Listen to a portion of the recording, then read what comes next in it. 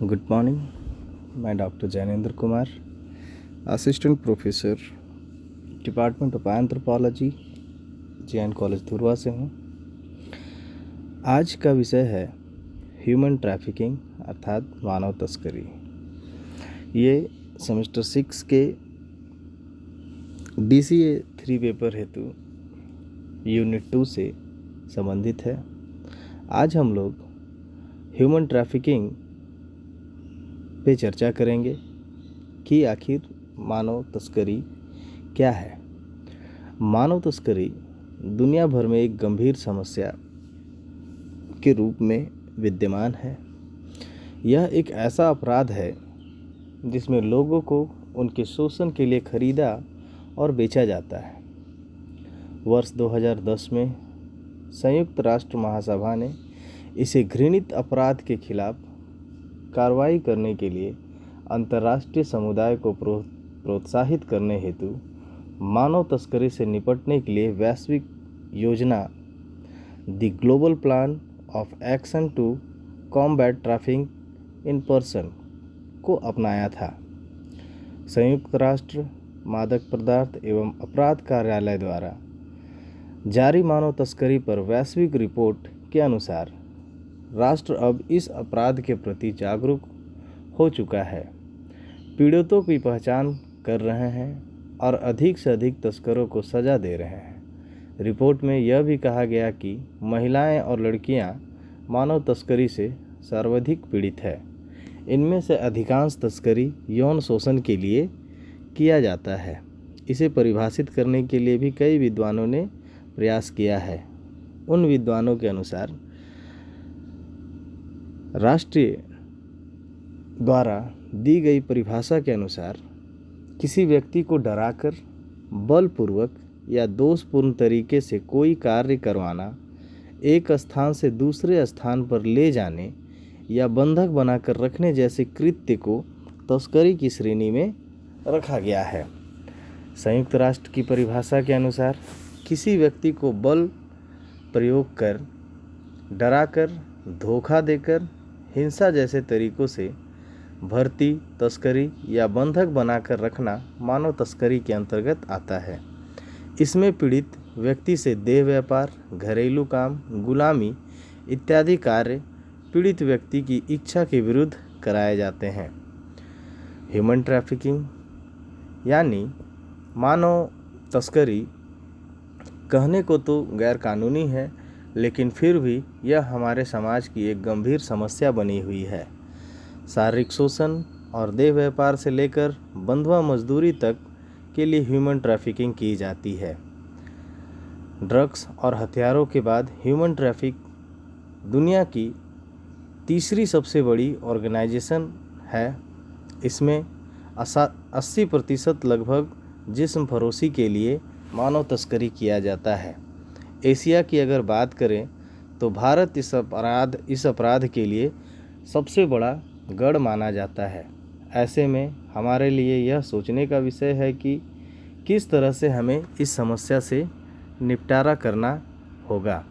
मानव तस्करी में अधिकांश बच्चे बेहद गरीब इलाके के होते हैं।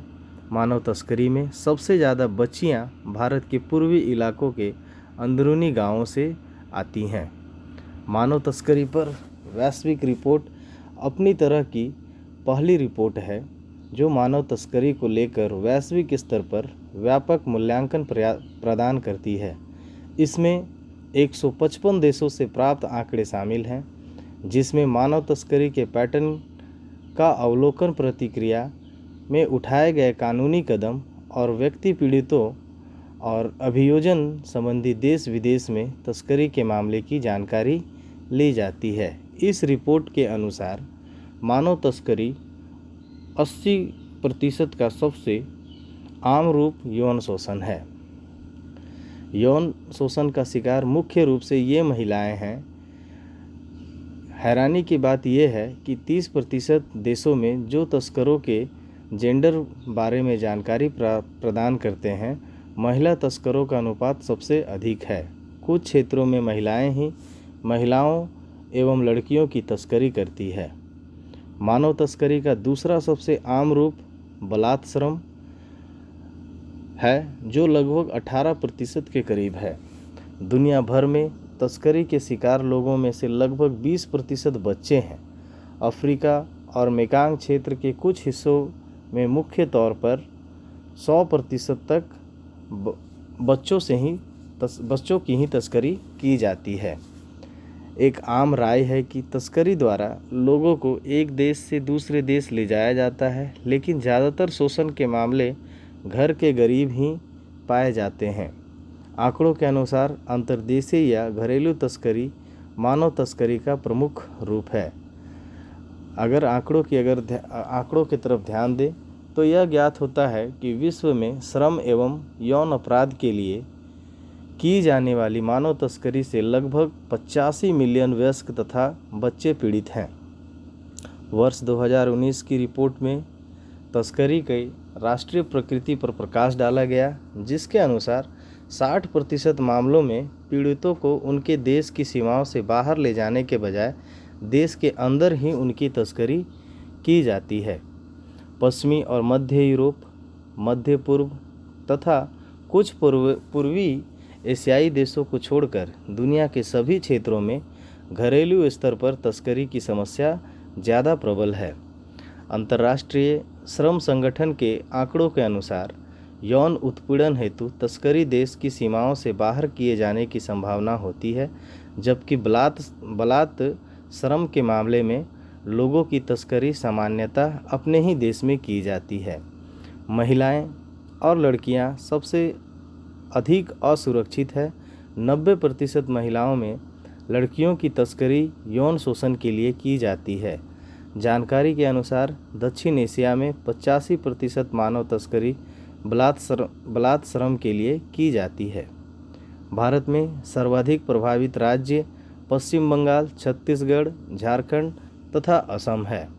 इसका प्रमुख कारण यह हो सकता है कि गरीबी और अशिक्षा के कारण मानव तस्करी होती है। इसके अलावे और भी कई कारण हैं जो मानव तस्करी को प्रभावित करती है, जैसे बंधुआ मजदूरी, देह व्यापार, सामाजिक असमानता, क्षेत्रीय लैंगिक असंतुलन, बेहतर जीवन की लालसा, सामाजिक सुरक्षा की चिंता, महानगरों में कामों के लिए लड़कियों की तस्करी, चाइल्ड पोर्नोग्राफी के लिए बच्चों की तस्करी के मामलों से निपटने के लिए कई प्रयास किए गए हैं।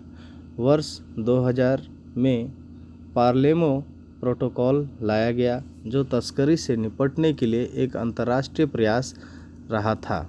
हालांकि घरेलू स्तर पर जाने वाली तस्करी से निपटने के लिए तस्करों पर मुकदमा चलाने और इनके चंगुल से बचाए गए लोगों की देखभाल करने हेतु कानूनी ढांचा तैयार करने के संदर्भ में देशों द्वारा विशेष रूप से अधिक प्रयास किए जाने की ज़रूरत रही है।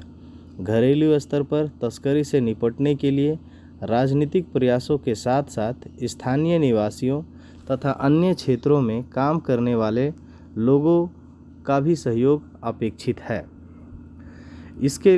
इस संबंध में कई प्रकार के कानूनी प्रावधान किए गए हैं।